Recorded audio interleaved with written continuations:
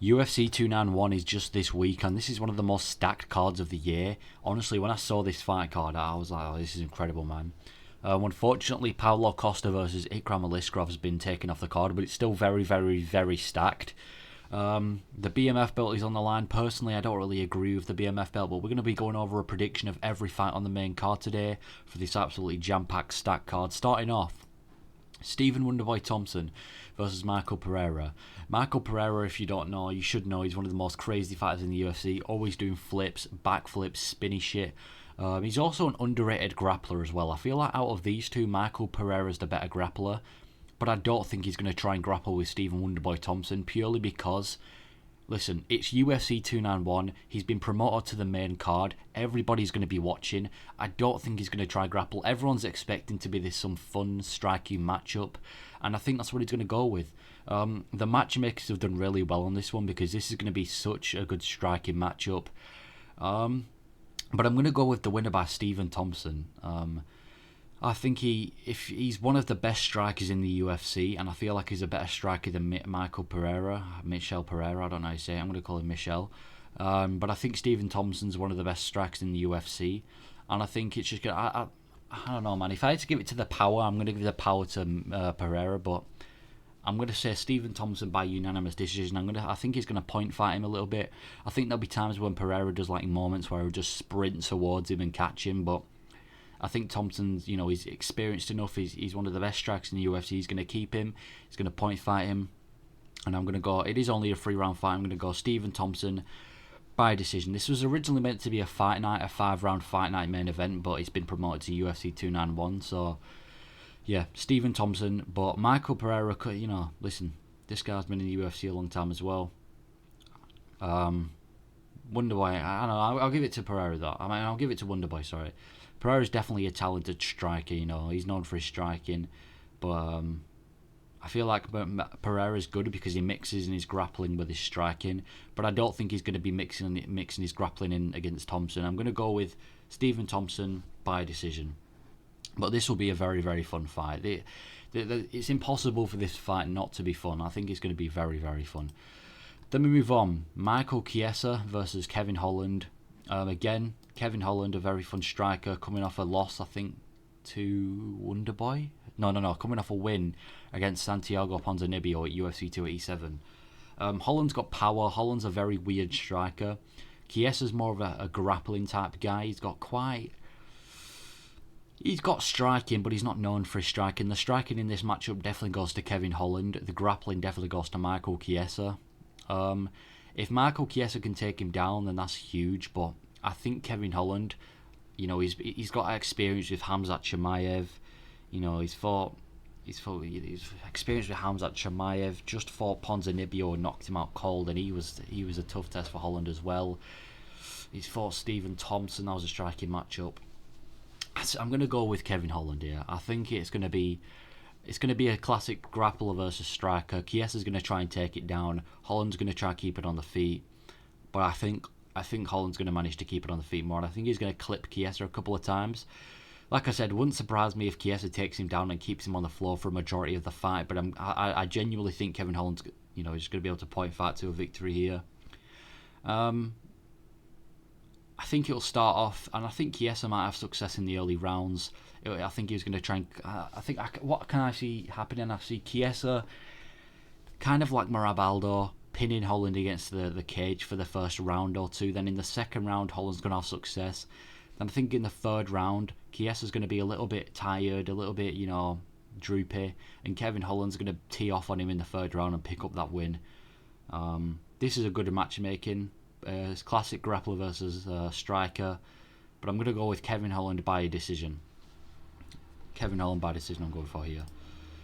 Then we move on, Tony Ferguson versus Bobby Green, and I'm actually going to go for another decision here. I think Bobby Green's going to have this in the bag. What is Bobby Green doing with his face, bro? What is that? But I'm going to go Bobby Green by decision. Again, it is only a 3-round fight. Ferguson's just not the same guy, man. Got knocked out cold by Michael Chandler, battered by Gaethje, nearly broken his arm against Oliveira, beaten by Beneil Dariush. Then he goes on losing. I know this isn't in order. Now, in his most recent fight at UFC 279, he got beaten by Nate Diaz. That was not impressive at all. He should have beaten Nate Diaz that night, man. He should have beaten Diaz, but he didn't. Got submitted by Nate Diaz. Bobby Green obviously got mauled by MICHEL. Had a fairly competitive fight with Jared Gordon. Have experience against people like Fiziev. Bobby Green's got the experience. Some of the best boxing in the UFC. I just can't see a way that Tony Ferguson wins this fight. Maybe he takes him down and submits him, but I just don't see that's gonna. I can't see that happening. I mean, yeah, like I said, unless Ferguson was to take him down and find a submission or ground and pound him, I just don't think Ferguson's the same. I think this will be his retirement fight. I just see Bobby Green teeing off on him. I don't see him knocking Ferguson out cold like Chandler did. I just don't think Bobby's got the capabilities for that, because Bobby Green is not Michael Chandler. Plus, Ferguson's known for being one of the most durable fighters. But I could see Bobby Green winning. I could see Tony Ferguson landing a few takedowns on him maybe, but he looked incredibly slow against Nate Diaz. And I'm not saying Bobby Green's like top contender level, but he's definitely not. He's not trash or anything. He's got great striking. I'm going to go Bobby Green by decision here. I think he just tees off on Tony Ferguson. I don't think he's going to like 10-8 him in any rounds, because Ferguson is Ferguson, he's still Tony Ferguson. I think he'll take him down a couple of times, but yeah, I'm going to go Bobby Green by decision in this fight. Then we move on to one of the most exciting fights of the night. Jan Blachowicz versus Alex Pereira.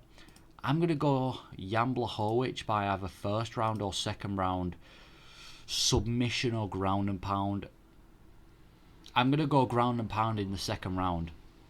That rhymes. But, yeah, ground and pound second round. Alex Pereira got taken down by Adesanya. Adesanya is nowhere near on the level of grappling the Blachowicz. I mean, they fought before and Blachowicz dominated Adesanya on the floor. Blachowicz is, first of all, Alex Pereira got knocked out cold in April. So that's definitely going to take a toll on him. You've just been knocked out cold and you're fighting Jan Blachowicz as well. On top of that, Alex Pereira doesn't have the size advantage anymore. At middleweight, he was huge because he was technically a light heavyweight. Jan Blachowicz is a big light heavyweight. Pereira has no more size advantage. Jan Blachowicz is a grappler as well. I mean, he's a striker, but he can definitely grapple. If Adesanya can take down Pereira, I don't see why Jan Blachowicz doesn't. And I understand that Pereira's been training with people like Glover, so his grappling is definitely going to be improved, but training with Glover for a few months isn't going to be able to save you from Jan Blachowicz. I've got Jan Blachowicz just taking him down and dominating him on the floor. I'm going to go with second round ground and pound. I don't think he's going to finish him in the first round because obviously, like I said, that training with Glover should have at least an effect on him. I'm sure Alex Pereira's been training grappling a lot. So I think if he was to take him down in the first, Pereira would be able to survive. And plus, Blachowicz's striking isn't even that bad. He's got good striking. In fact, he technically outstruck Adesanya. He knocked out Rockhold. He didn't do too bad on the feet against Glover. He didn't do too bad on the feet against Rakic. This is a very interesting fight. Obviously, Pereira's the better striker. He's one of the best strikers in the UFC. He's got power like a god. Unless Pereira clips him before Jan Blachowicz manages to take him down. If Jan Blachowicz decides to stand with Pereira, that's one of the stupidest decisions of his career. If he decides to stand with him, that's stupid. He should just take him down and try and get a submission or ground and pound. But unless Pereira can catch him, I think Jan Blachowicz is going to wear him out in the first round, and then in the second round he'll take him down and he'll just beat the brakes off Pereira on the floor. That should happen. Pereira's one of the weakest grapplers in the division, and he's lost a couple of the advantages that he had at middleweight. It should be a Jan Blachowicz win. I'm going to go with ground and pound win to Jan Blachowicz. Then we move on to the main event. Poirier versus Gaethje 2. I've seen a lot of people saying that Gaethje's going to win. He's become more impressive since our last fight. I'm going to go with Poirier for this fight. I think Poirier's better. Grappling, I don't think either of them are going to grapple. I mean, Justin Gaethje is known for his wrestling, but he's known for not really trying to engage in grappling too much.